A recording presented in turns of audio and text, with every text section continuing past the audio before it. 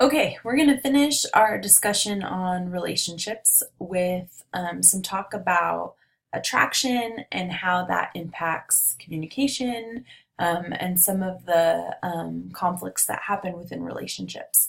So, there's a theory called the interpersonal needs theory. Make sure that you write this down in your notes that social scientists use when it comes to relationships, and they argue that there's a reason why people form relationships, and it's this fundamental need to be included, to have control, and to give and receive openness and affection. And it's these drives, these interpersonal drives within us, that really want or drive us to form relationships.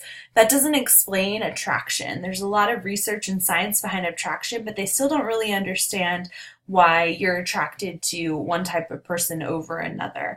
There's not a lot of understanding of what drives attraction, but there is this understanding of why we need relationships, and that's that interpersonal needs theory. However, the science of attraction tells us that we are attracted to people based on three elements: physical attraction, so this sort of biological attraction to appearance; social attraction, which means we're attracted to somebody because of their personality and who they are sort of socially; and then task, which is we're attracted to what somebody does or the things that they accomplish. So when you're attracted to someone, sometimes it's all three, sometimes it's elements of both, sometimes, it's just one, but it ultimately sort of speaks to why we want to be in a relationship with somebody. It comes to those elements of attraction, but fundamentally, it's the interpersonal needs theory, this sort of biological need to have control, to be included, to have affection and openness overall. When it comes to physical attraction, there's a couple of terms that are important. The first one is called the matching hypothesis. And social scientists argue that we are attracted usually to people who are about the same level of attractiveness as us. And in fact, we have been taught to identify this matching hypothesis in society. So when we see a couple together, we'll be like, oh, they look like they belong together, or those guys look like they fit, right? It's that matching hypothesis that is driving that. We often will see people who don't match, right? And you'll be like, how did they end up together? Because to us, that doesn't seem to go together. And so if you think about who you're attracted to, it's about your same level of attractiveness. There is something called the halo effect, which means that good looks are associated with a range of other positive qualities. So you see someone that's attractive, and we think that attractive people are more social, popular, intelligent, and competent. This works in the opposite way. It's called the Horns effect, and that's often unattractive people, or people who are unattractive to us, are seen as less competent, less intelligent, and less popular. There's a really famous example of this, in that was when John F. Kennedy was debating presidential candidate Nixon, right? They both were candidates to be president. Nixon was seeking re-election, and Kennedy was seeking to be elected, and they had a debate. And at the time, there were two forms of technology. There was the radio, which was the more popular form of technology, and then the television, which not everybody had a television at that time. And so some people listened to the debate and some people watched the debate. And those that watched the debate most favored Kennedy for winning the debate and complimented his presence, his attractiveness, his intelligence, his competence. But those that listened to the debate majority said that Nixon won, based for the same reasons. And they sort of led that to this idea of the halo effect, that Kennedy, because of his young age and his presence and his attractiveness, portrayed this competence that Nixon, who was older, a little bit more unattractive, right, didn't have. And so you can see how often we attribute attractiveness to a lot of other positive qualities. There is a theory that says within relationships, that we need to disclose, right? We want to feel like someone we're in a relationship knows us and understands us. And this is called the social penetration theory. And it's this idea of that as you become more comfortable with someone, you self-disclose more. You talk more about yourself. You feel more comfortable. You share experiences that have happened to you. You really try to become and be yourself, and that comes through self-disclosure. It's a vulnerability, right? And relationships are strongest when both people are vulnerable and willing to be open. And sometimes relationships will end because there's not enough trust there for people to self-disclose, and to feel like they can be themselves. But the model says that, the stronger your relationship gets, the more self-disclosure and the more sharing that you do, and that's an indicator of a healthy relationship. As relationships progress, a good relationship will develop something called symbolic practices, and these symbolic practices are sort of like artifacts of the relationship, and there are 5 kinds. You can have physical gifts, so things that you've given each other that are symbolic of the relationship. You can have cultural artifacts. These are songs or meaningful movies, so things that were popular at the time you were dating, or a movie that you saw on your first date, right? Those are important to you and your relationship.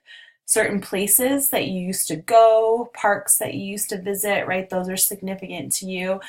Think about like all the people that you know in relationships, like your family members, things like that. They have significant, keepsakes and meeting places, holidays, so events and times of the year.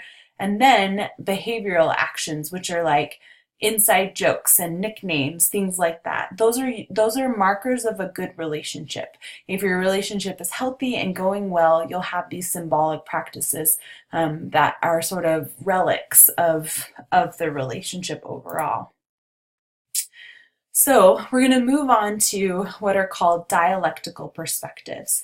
And all relationships are struggling to balance these dialectical perspectives. Dialectical means like the opposites, or sort of like these pairs of things that are pulling at the relationship. They're tensions that can often cause conflict that needs to be resolved within the relationship.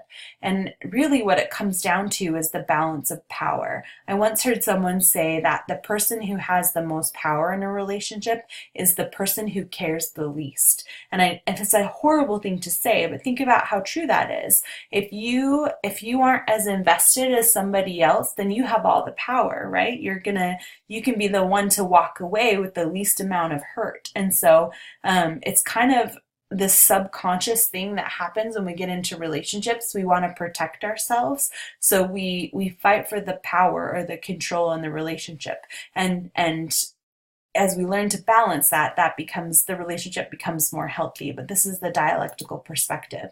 So the first perspective is called connection versus autonomy. So within the relationship, you are subconsciously fighting for both.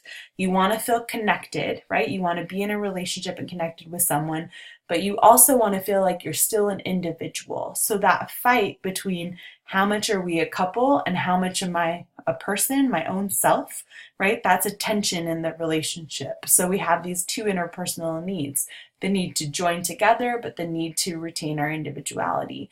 Men value that autonomy more, while women value that connection. So you can see where some of the tensions come. And within a relationship, we'll go through 3 stages constantly. Sometimes you'll want to be together and hold me tight is what it's called. Sometimes you want to be put down. Think of like a little kid, right? You want to sit next to the person, but you're not necessarily wanting to be so connected. Or sometimes you want to be left alone. And it's actually really healthy to have a balance of both, right? The whole idea of the dialectical perspectives is that you balance the 2.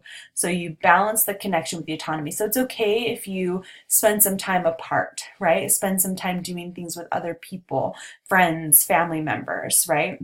And then come together and do things together. That actually helps maintain a healthy balance of that tension. The second tension is called openness versus closedness. And this is that self-disclosure. We have a need to be open, but we also want space. So this idea of like, how much do I share of my day? How much do I not, right? How much do I stay with this person, or do I need some distance, right? There's all this sort of balance between openness and closeness.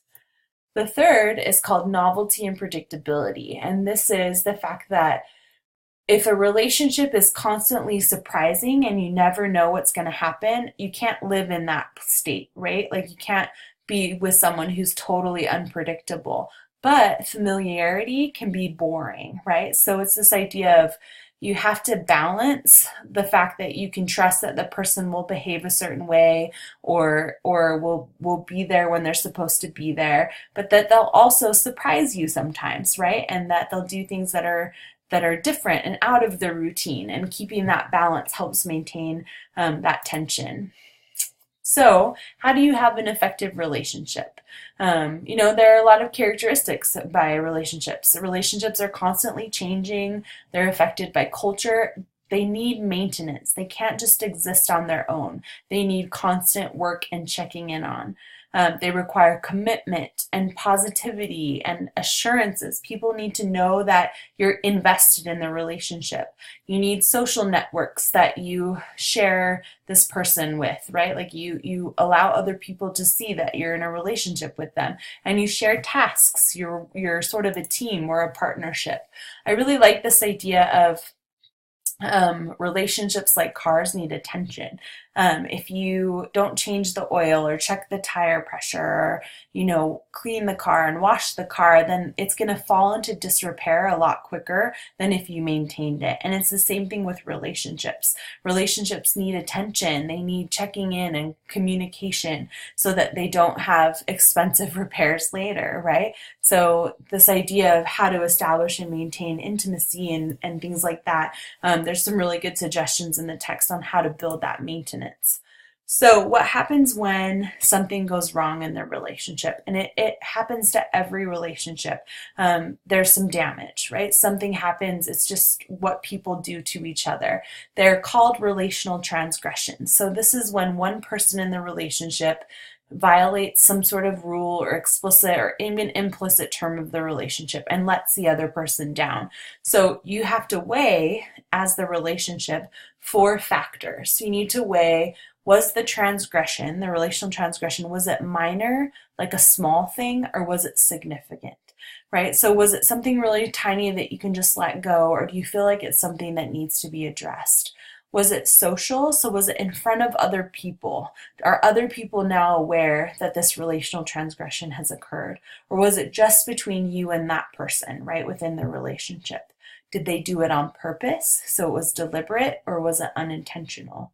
Did it happen just once, or is it a repeated transgression, right? So think about how significant something would be if it was a significant relational transgression that was social and deliberate and all the time. That's really going to cause a lot of harm, and that needs to be addressed in the relationship. But maybe it was minor, unintentional, just between you and that person, and it was just one time. Is that something that really needs some deep-seated repair, right? So you kind of have to weigh these things as you're trying to decide what conflicts you work through and what conflicts you let go in terms of the relationship. So let's say that you decide that you need to address the relational transgression.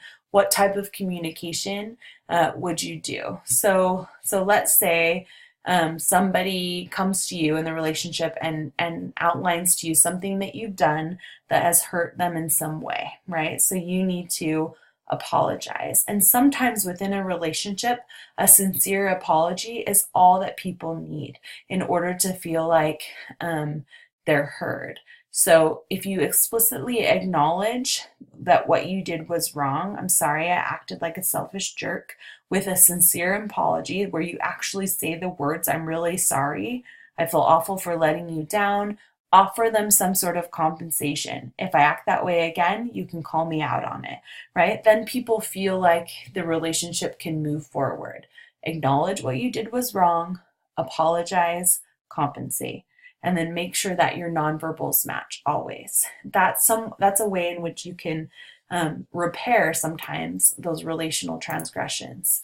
If you decide you're the person that has to forgive the transgression, You need to explicitly say how you feel about their apology and what you're going to do going forward. So I can't forget what you did, but I believe your apology and I accept it. But I have to be honest, so you're going to discuss how this is going to impact the relationship in the future. It's going to take some time before I can trust you again. So you don't just have to forgive them, and then it's not fair to say I forgive you and then hold on to that and hold that against them, right? If you're not going to forgive them yet, then tell them, right? Or if you're going to forgive them but it's going to take you some time to move forward, then be clear about that so that you're communicating effectively within your relationship. We're going to finish this talk called, you're going to finish by listening to this TED Talk called Brene Brown, The Power of Vulnerability. And in your document, in the document that you're turning in, I want you to write down and answer some of the questions that are there about the characteristics of wholehearted. So go back to the Word document and go to this TED Talk and answer the questions that follow, but really pay attention to what she talks about as wholehearted people.